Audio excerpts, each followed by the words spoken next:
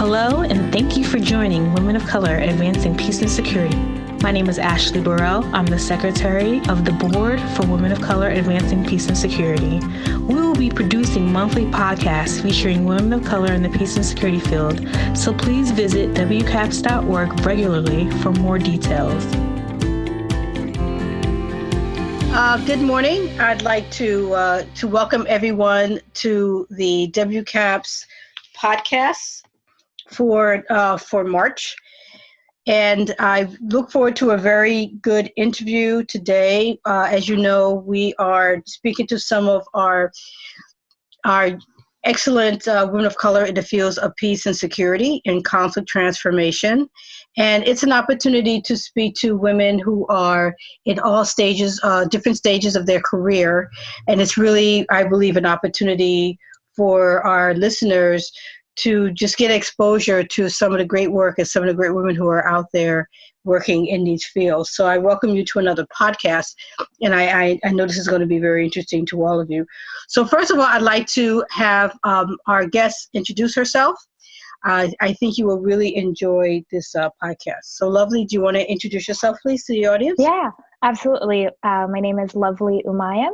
I am at the Stimson Center, which is a think tank in Washington, D.C., and I manage the nuclear security portfolio at the Stimson Center. And I'm happy to be part of this conversation today. Thanks for having me.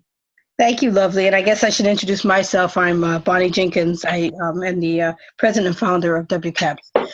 So, Lovely, could you just tell us how you got your name? I love your name. I love your name, Lovely. Oh my gosh, that's actually a funny story in the family. So I grew up in the Philippines. Manila is my first home. And I am the second child out of 5. And when I was still in my mother's stomach, my sister, my older sister, the only child at that time, was learning English. And as the story goes, she was very enamored by the word lovely and insisted that that should be my name. And I think at that point, my parents already had a different name, a more normal name for me, but she threw a tantrum and got her way because she was the only child, the brat child, if I could say. And so she named me, and I'm actually very, very happy with it now. I think I've come to terms with it. I think that she's made a really good choice. It's made me, try to live up to the name. At first, I thought that there was a lot of pressure, and also, being in such a formal space and having the name Lovely can be intimidating. I don't know how people would respond to it, but it actually has showed a lot of compassion. A lot of people really love the name and are just like taken by it, and just, it puts a smile on their face. And so that's been a part of my life since then because of my sister. So that's the story. That's a wonderful story. Thanks. Thanks for telling it. Yeah, absolutely. Great. So could you tell us a little bit about your background, your educational background? Sure. So I was, again, from Manila, Philippines. That's where I grew up. And then I immigrated to Los Angeles, California. And to be honest, I really thought that I was just going to stay in Los Angeles because we're first generation immigrants. And it was really the only world I knew and what felt comfortable. But I think over time, I realized that one of my passions, or two of my passions, were creative writing, as well as I was interested in foreign policy.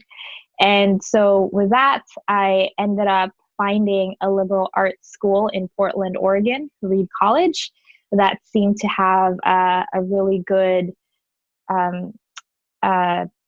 department in both those spaces. And so I ended up at Reed College for my undergrad. And to be honest, I really focused on the creative writing piece of it first. I thought that I was going to be a novelist or a spoken word poet.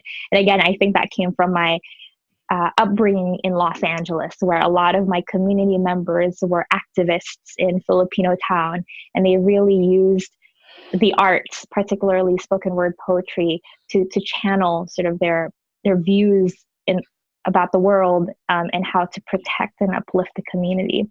So that's what I really wanted to do. But I think over time, while I was at Reed, I realized that my art, my writing is really more of a personal exercise. And to be quite honest, Reed is also a very privileged white space. And so I wasn't able to really explore that part of me fully at that time. And so I decided that, instead of creative writing, I was going to pursue something else. And again, as I mentioned, the other passion or interest at that time was foreign policy. And I think that really came from my immigration experience, understanding that there are many cultures out there that inform people's lives, policies, and worldviews. And so I decided to venture in that. And from there, I ended up befriending an amazing professor who specialized on nuclear policy. And he was the one who really encouraged me to look into that and as an issue area. And so I just kind of followed that beat. As part of my education, I ended up at the Monterey Institute, now the Middlebury Institute of International Studies, where I continued my education in nuclear nonproliferation. I also studied abroad in Beijing, China, just because I was interested in Chinese nuclear policy. And that's essentially my educational background. Afterwards, I just ended up working in DC.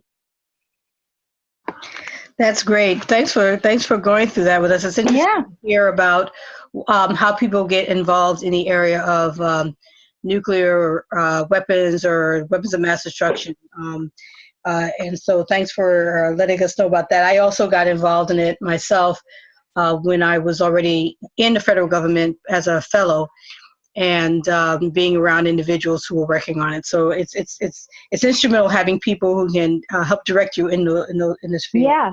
And if I may just add to that, I always like to say, and a lot of people like challenge me to really own, non-pro or nuclear nonproliferation as my destiny. But I have to be honest that I stumbled into it. And I wouldn't be here without the influence of my mentors, encouragement from other folks that this is an interesting issue. And part of it is, again, like I had no personal connection to this issue growing up, because I wasn't there during the Cold War when everyone was worrying about the bomb. At the point that I was in Los Angeles, that was like the last thing in people's minds as I was growing up. And even at Reed, a lot of the focus was on counterterrorism. And so it was a winding road for me in terms of finding this issue area and sticking to it. And I think that was in due part of people showing me the different dimensions of nuclear policy, that it's not just about policy, it's also the history, it's also the culture. And so, yeah, I just have to give my kudos to those who encouraged me to look at this really important issue. That's great. And I think we can definitely talk some more about that. I will have to do another one just on that issue itself. So tell us a little bit more about what you mentioned you just you're at Stimson Center. Could you say a little bit more about what you're doing there? Sure. So as I mentioned earlier, my portfolio is nuclear security. And so I'm particularly focusing on how to protect nuclear materials in a wide variety of facilities so that they don't get into the wrong hands in terms of non-state actors exploiting that for nefarious uses. And what I really like about my job is that the Stimson Center really encourages me to look at this problem differently. I like to describe my job as an active translation. How do I get other stakeholders that are involved in the nuclear sector, may it be industry, may it be developing countries that may be interested in the research and the science of it, but don't necessarily have, they don't have grand plans for nuclear use, to get them to understand that nuclear security is an important aspect of being responsible custodians of the atom. I think when people talk about nuclear security, it goes straight to preventing terrorists from, again, getting a hold of these materials, which is true. But I think that we have to recognize that in many places and in other stakeholders out there don't necessarily see it as that. And so part of my job is to develop programmings to understand how these stakeholders view nuclear security, and humbly listen to them, and not necessarily impose this dominant narrative, and try to show them that nuclear security is an integral part of economic development. Nuclear security is an integral component of business, as an operating facility with nuclear materials in it. So that's essentially what I do.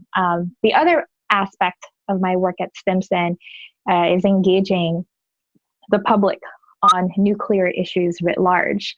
I was just talking to a friend about, again, my trajectory as a nuclear expert, and one of the more frustrating issues or challenges that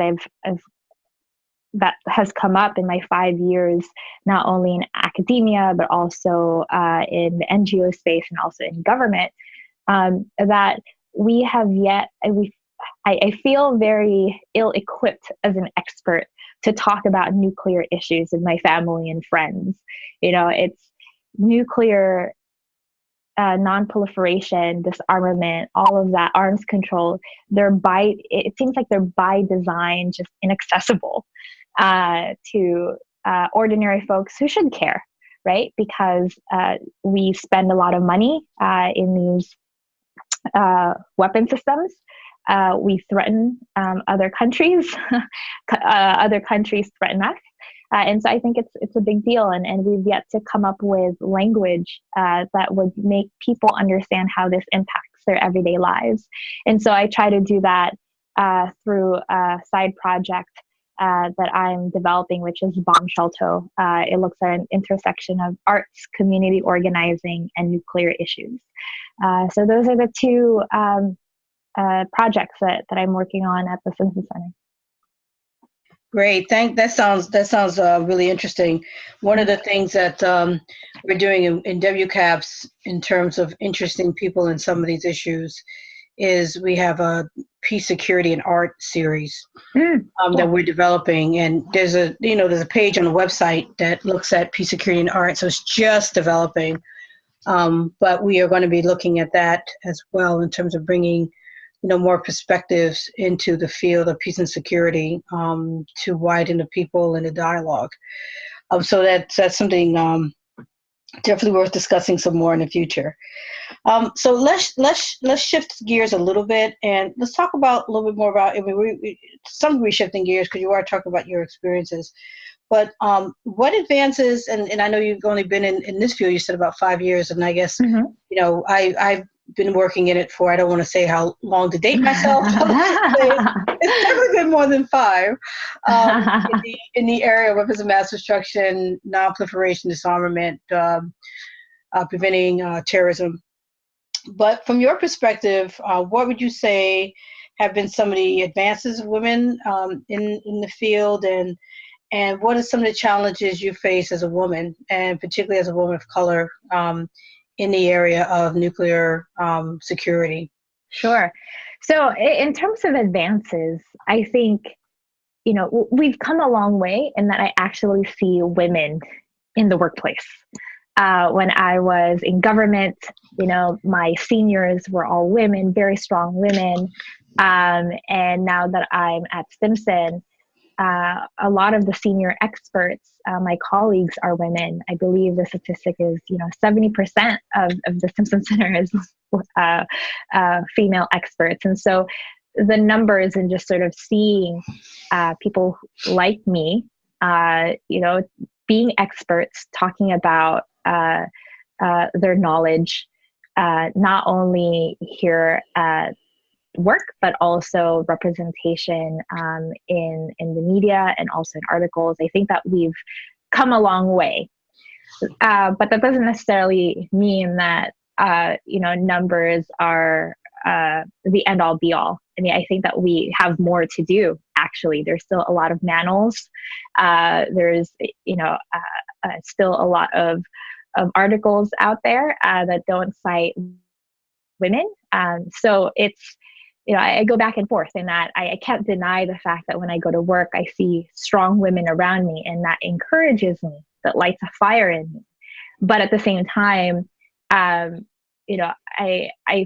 fortunate in that I have found places where I could find that. I can't quite say that that's the narrative across the board, right? And also there is the issue of, even if I see women around me, am I able to, as a woman, and also more specifically a woman of color, can come to these spaces to assert myself and really share my genuine voice.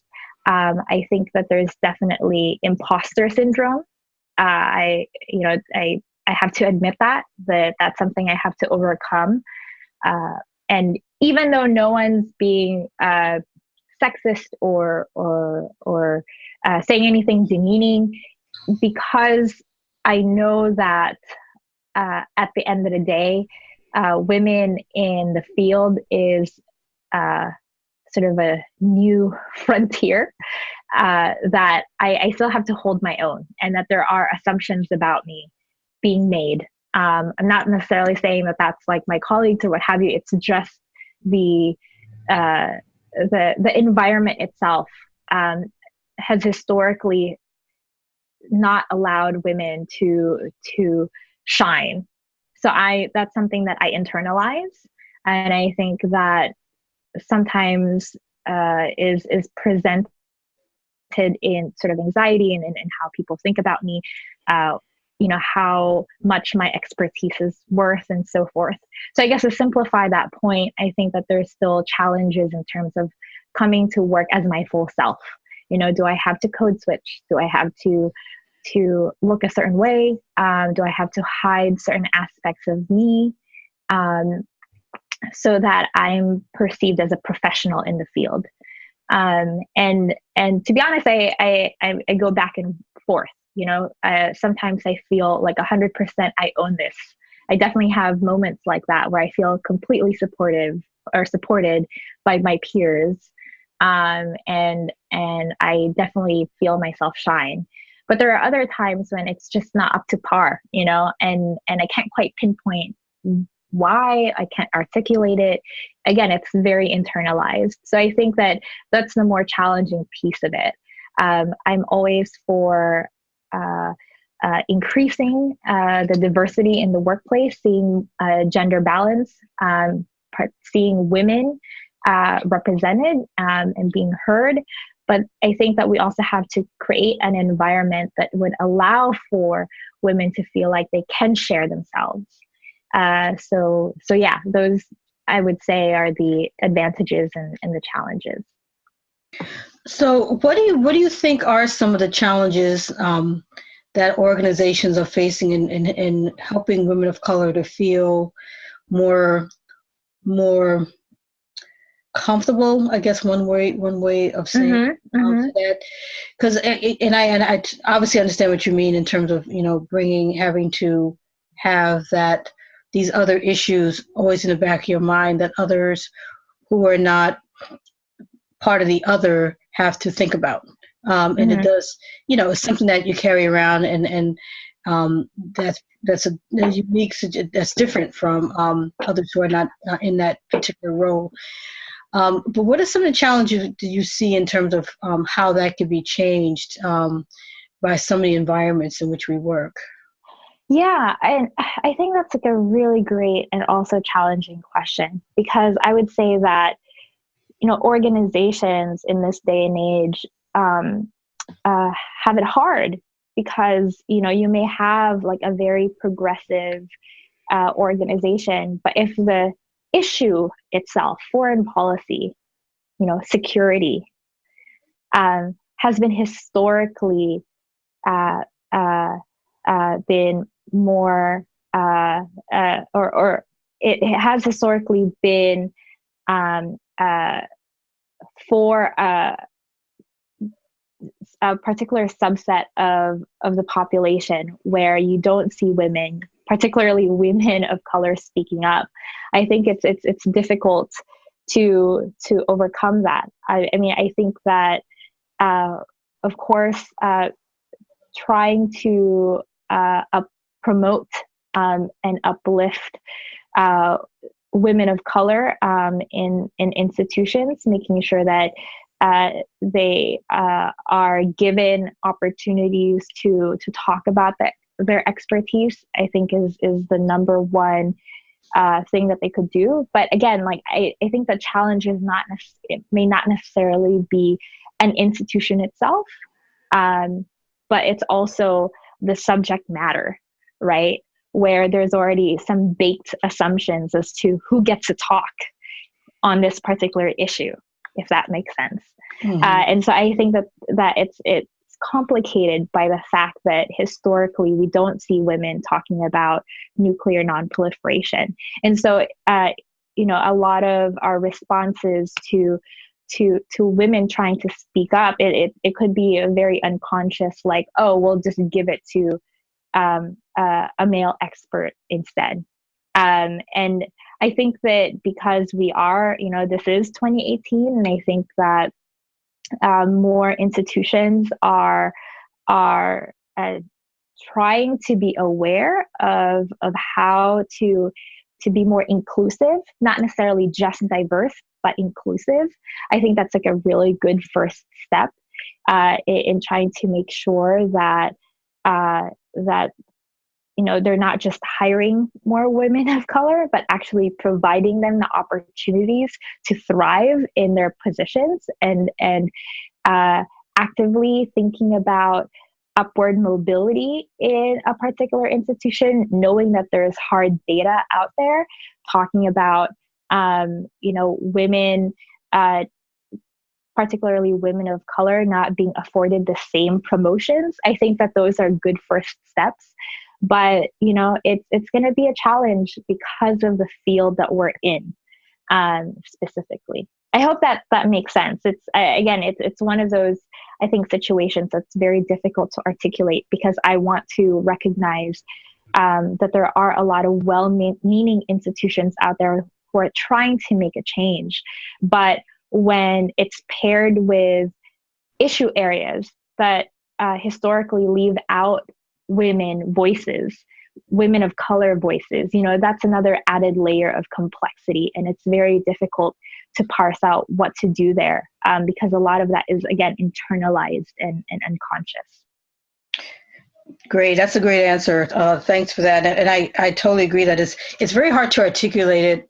But, and sometimes in my view, it's very, I see that some organizations are well-meaning and want to, at least they want to make the change and recognize the change needs to be made. But sometimes they often end up doing what's comfortable and doing what's easy. And that sometimes goes into going back to what the situation that we're trying to change. Yes. And it's a difficult thing, but we need to keep working on that. Another thing I want your view on is we're talking about the role of women of color and some of the challenges.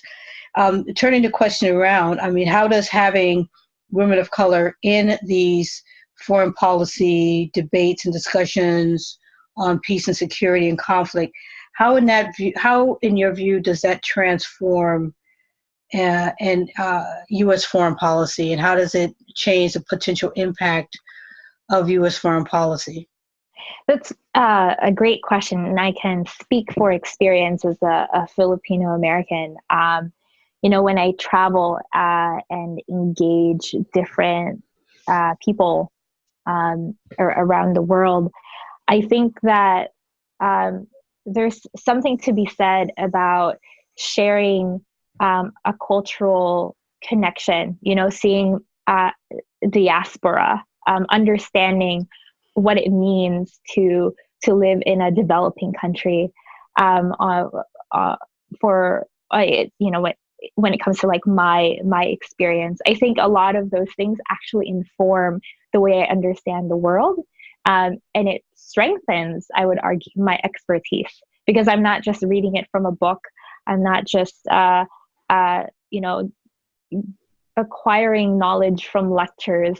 I think that it's undeniable that there are certain times when lived experience, my history, helps inform who I am and the way I look at the world. And inevitably, the policy prescriptions that I put out there, going back to my work of translating nuclear issues so that various stakeholders can have a better understanding of it. I mean, that's one of the things that I love to do, is going to other countries that may not necessarily have a lot of nuclear material, and trying to understand from a development, from a security standpoint, what are they more worried about? Is it, what are some of the regional challenges? I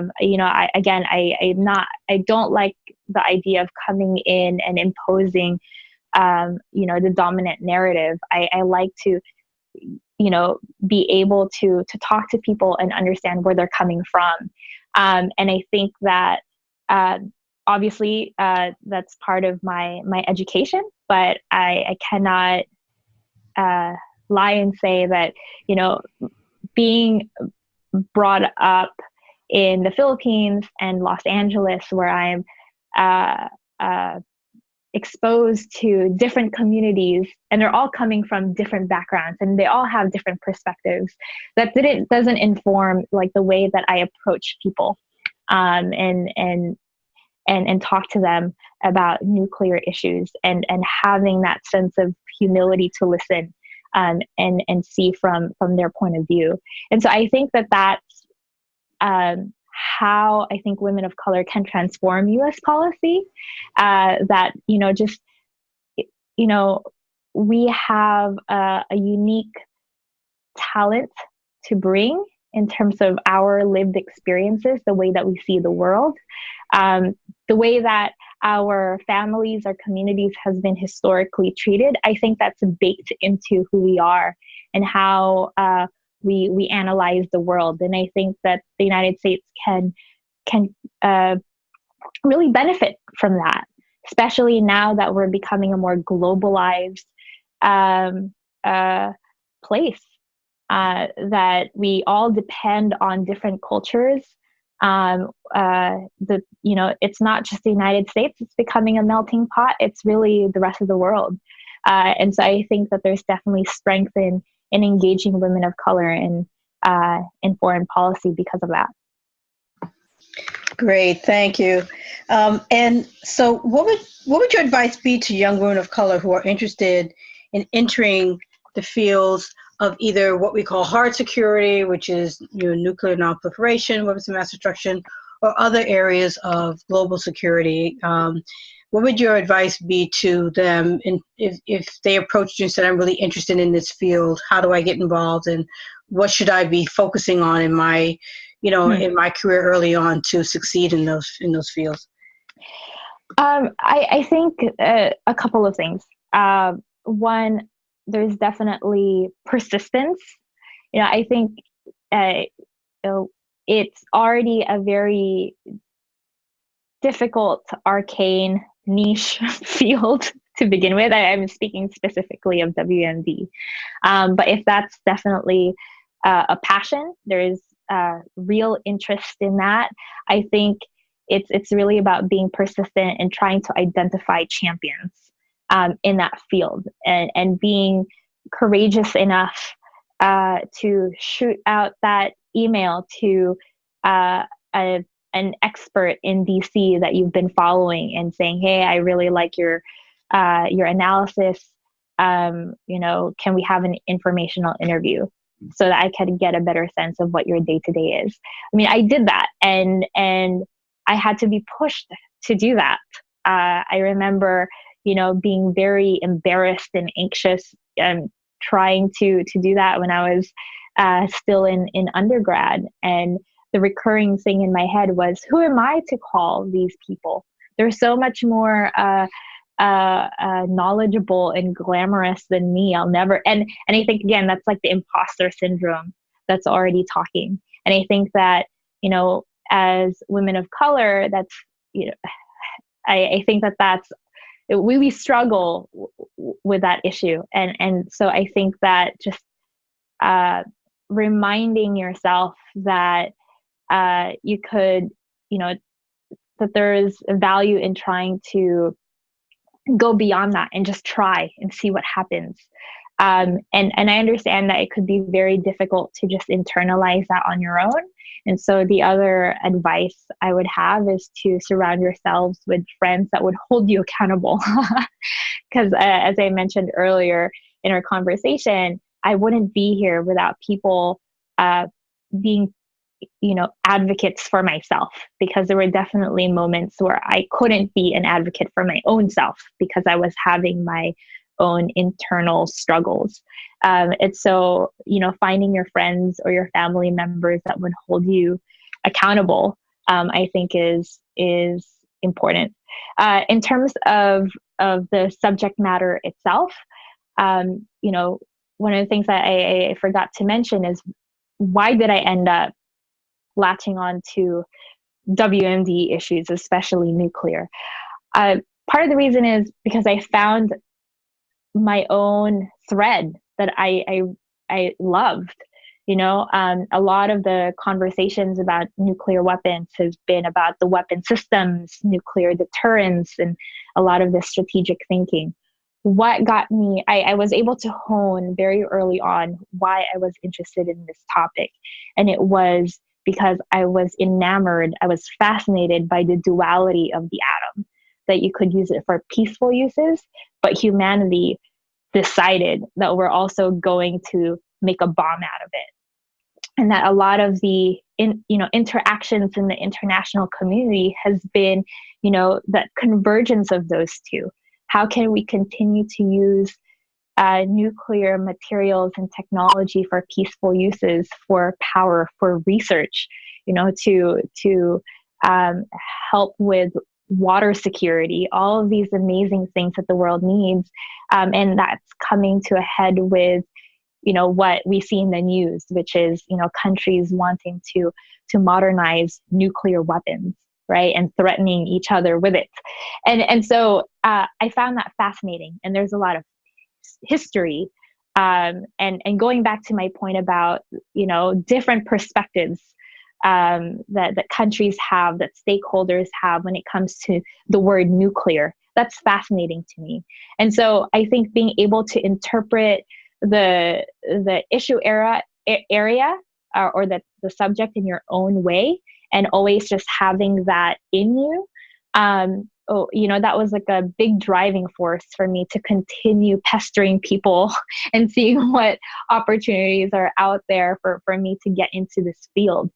Because I found, I was able to clearly articulate to myself why I'm passionate about this. And I think that,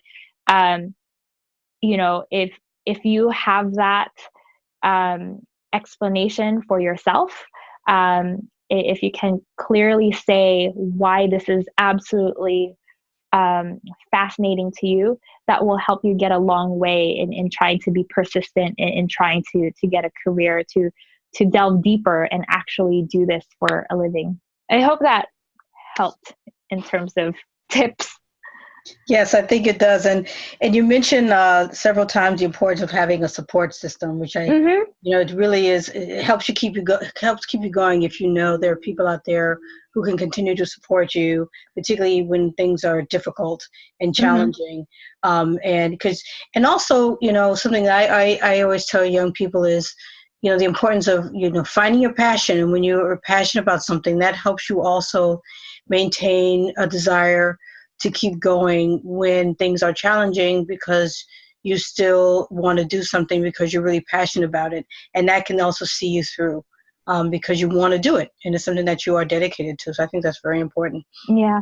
Um, so when we talk about, having, role models, and that's something that's when we talked about support system, but also I think important having role models. And who have been some of your role models? Oh, that's a great question. So, a lot of my role models are very personal. Like, I don't necessarily have role models in the field per se. Even in the security space, I think I draw a lot of my inspiration and energy from people who are not familiar with this issue. So my role models have been my grandmother. She passed away last year, but she's been such a central force in the family. And she was in Manila. Grew up in the Philippines. Very little means, and that's been the recurring narrative for my family, is that we persist despite the struggles, and she's definitely one of the pioneers in the family when it comes to that. Of course, my mother is a really big role model for me, given that she left all of her opportunities in the Philippines to be here in the United States, and just given her all so that her children can thrive. And the reason I state this and why I think it's really relevant to my career is that, as I mentioned before, it can be hard as a woman to show up every day, especially as a woman of color, to show up every day when you don't see women at the table, when I am feeling that imposter syndrome. And so I just have to look back at the people in my life that has had it harder, that has really seen some very painful struggles and persevered. And so I think that having them as role models have deeply informed as to my resilience in this field. And the other role model for me is my creative writing mentor. I met her when I was in middle school. At that time, I was actually still, I had to learn a lot of my English here in the United States, and I was feeling very insecure about, my English skills. And she was the one who really showed me the way in terms of learning English through creative writing, and the arts. And that's also something that I bring into my work. That when I struggle understanding a certain topic, are there other creative ways for me to learn about it? I like to infuse creativity in my day to day, because I've realized early on that that's how I learn. Is when I look at the arts. That's another vantage point that has led me to this field, because nuclear is just teeming with epic, amazing, beautiful, heartbreaking images. And there are many artists around the world who really taken to that and interpreted it in various ways in their artistic forms. And so I really try to bring in creativity in my work, especially in a field that seems lacking of it. And I really use that as one of my strengths.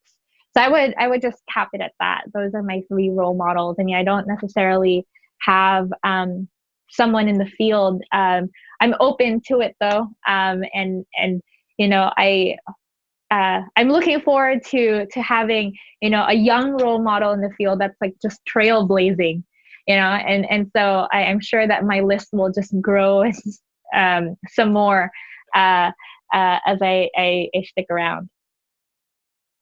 Great, thanks. Just very, very quickly, you mentioned the imposter syndrome a couple of times. Just could you share this for our folks who are listening so they know what you're referencing?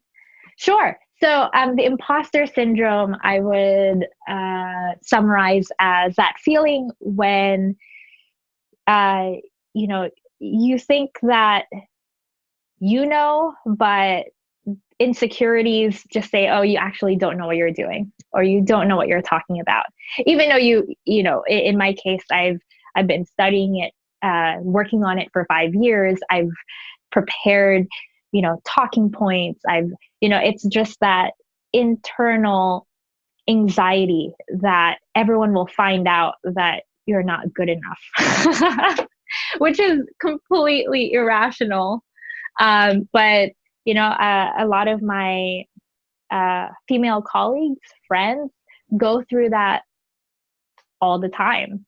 And I think part of it, and this is something that a mentor of mine recently mentioned, is that when women speak up and others disagree, historically they have been punished for it, maybe through threats online, or just a very public rebuke, interrupting, all of those things. So when we see that, and it doesn't necessarily have to be, something that has happened to me, but just seeing that pattern of how women are treated when they speak up, historically, also now, on TV, on Twitter, and so forth, we all sort of, internalize that. And so the imposter syndrome is fed by that, knowing that if I mess up, if I say something that people don't agree with, that could be a backlash on me. So who am I to talk about these things in the first place? So that's how I would encapsulate imposter syndrome, and it's actively something I'm trying to get rid of. It's a very difficult process for me. I think it's a difficult process for a lot of women of color, especially. But again, it's that persistence and that resilience of trying to get beyond that. And yeah, I think I'm doing a fair job at fighting my own battles with imposter syndrome. Great, thank you. So in your view, how can WCAPS advance women of color's voice on issues of international peace and security and conflict? I love that question because I think it's just by existing, going back to just knowing that, women of color are out there talking about their expertise. Every time I see that, it just gives me power, and it's like, oh, I can do that too. It's undeniable the power that can come from representation. And that's why there's so many people out there who make a fuss about seeing, more women, people of color in the Oscars, in Hollywood and so forth, because that holds a lot of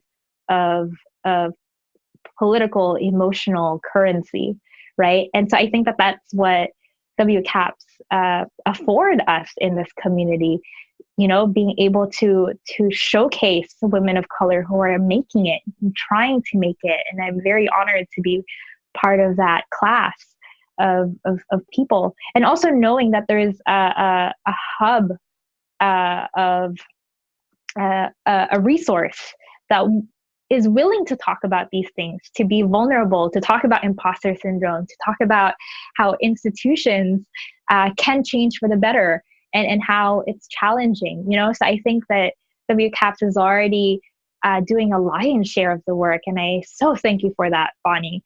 And all I could say is to continue putting out our voices out there, and also providing this outlet to be just ourselves. I can't emphasize that enough.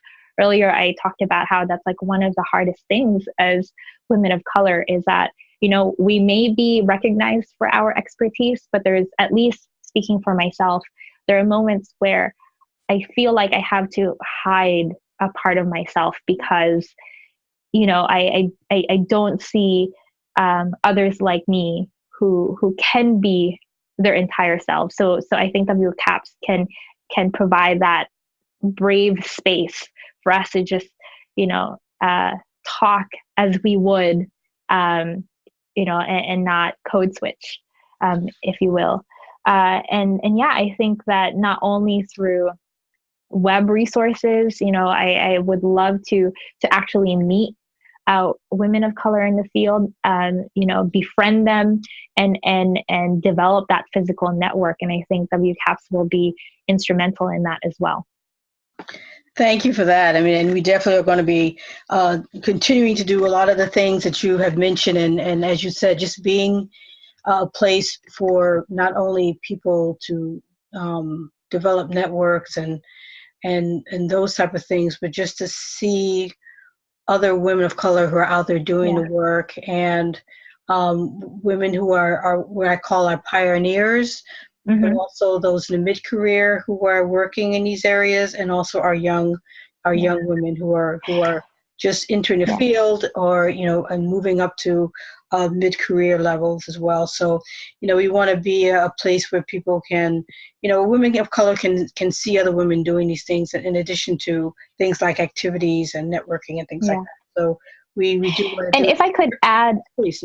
Oh, I'm sorry. And just you mentioned something that just reminded me of my point earlier, that when I was starting off and trying to cast a wide net on the internet in terms of like who to talk to, for informational interviews and so forth, I think WCAPS could be a really fantastic resource for, college students who are still, trying to break into the field. And I think that, it's an accessible resource. And I just want to emphasize that, this field can feel very inaccessible, that there's only a certain kind of person who can actually do these types of things. And that feeds into the imposter syndrome. Like, who am I to even try to reach out to so-and-so or try to get an internship in this organization or that organization. And I think that WCAPS can be that conduit, like show the way in terms of actually, here's a resource for you to start, because there are women who look just like you, who are doing amazing things in all of these different organizations and institutions. So I just wanted to point that out. Thanks for that. And I think that's an excellent ending, because I was asking if you had any final words, but I think that's great. But if you have any final words for folks listening to this podcast on the issue of women of color in peace and security, and advancing our roles in it and our voice in it, advancing young people to be in these fields. Any last minute words before we sign off? I think I will just say that, to my fellow women of color interested in, changing this field, I hear you, I see you, and keep rocking it. I think that's it. That sounds great. So thank you, Lovely, for doing this. I really appreciate your taking, about an hour of your time to do this. I know that you're working hard over there at Stimson, so we appreciate it. And look forward to continuing to work with you. And I want to tell the audience to continue to check our website, where we'll be having these types of really good podcasts and others in the future. And we're going to be also starting to do some webinars in April as well. So we definitely want to stay involved with all of you who are in the field or want to be in the field of peace and security, and to continue to strengthen the voices of women of color. So this is Bonnie Jenkins signing off, and I'm looking forward to continue to work with all of you in the future. Thanks, Lovely. I appreciate it. All right. Thank you. Okay. Bye-bye. Bye. Thank you for joining Women of Color, Advancing Peace and Security. Please visit WCAPS.org. That's WCAPS.org.